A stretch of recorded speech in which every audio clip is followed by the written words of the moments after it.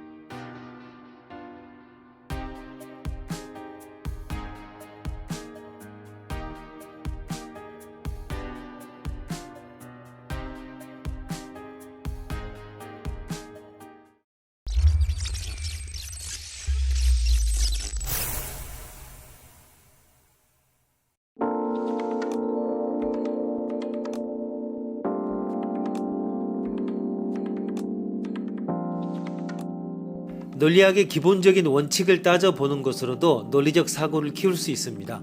어렵게 생각할 필요가 없습니다. 꼼꼼하게 따져보면 답이 보입니다. 먼저 수탉의 다투는 닭과 달걀의 우선순위 문제는 논리적으로 어떻게 볼 수 있는지 알아봅니다. 이 논의를 위해 제시하는 키워드는 논리학, 원리, 닭과 알입니다.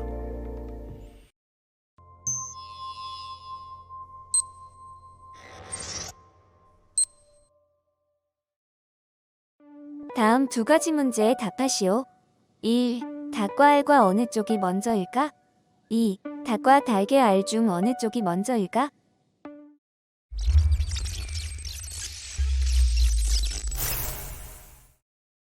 당연히 알이 먼저입니다. 알은 닭이 진화하기 이전에 원시적인 까마귀, 좀 더 전에 파충류, 양서류, 어류의 무렵부터 존재했기 때문입니다.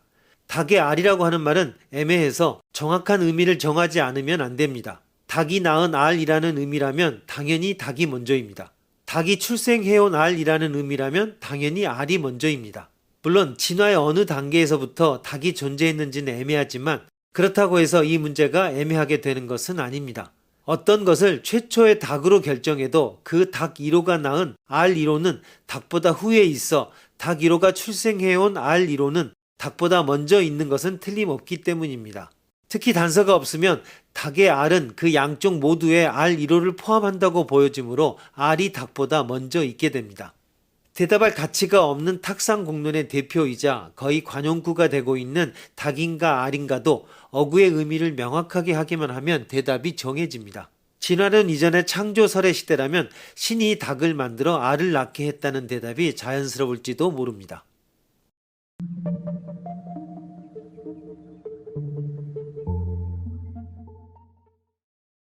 그런데 진화의 반대어는 무엇일까요? 이 문제를 내면 우선 90% 이상의 학생이 태화라고 대답합니다. 즉 정답자는 10% 이하입니다. 그렇지만 닭과 알의 관계를 생각해 본 사람이라면 정답률은 좀 더 높아지지 않을까요?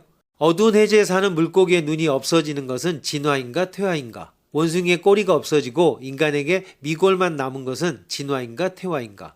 보통 퇴화로 불리는 현상도 실은 진화의 한 예밖에 될 수 없다고 말하면 누구나가 대답을 곧 눈치챌 것입니다.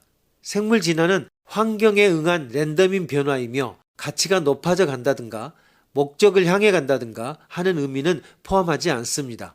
과학적 개념인 진화는 사회적 개념인 진보와는 별개입니다. 진화의 반대어는 정체 혹은 무진화, 무변화도 정답입니다.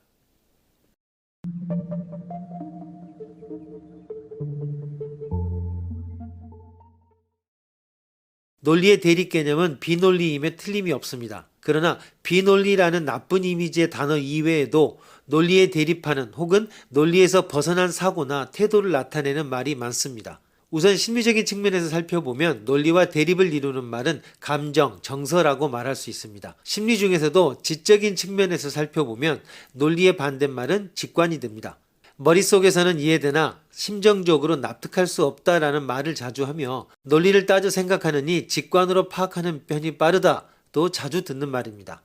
논리는 외부에서 개인의 마음에 대해 좋든 싫든 영향을 미치기 때문에 타성이나 착각을 타파하는 혁신이나 미지의 힘을 발휘할 수 있습니다. 하지만 한정된 개인의 능력인 정서나 직관을 초월한 객관적인 논리라는 방법론이 엄연히 존재한다는 점을 배우기 위해서는 겸허함이 필요하며 이러한 겸허함이야말로 정신이 지성으로 발달하기 위해서 통과해야만 하는 필수 불가결한 혁명이라고 말할 수 있습니다.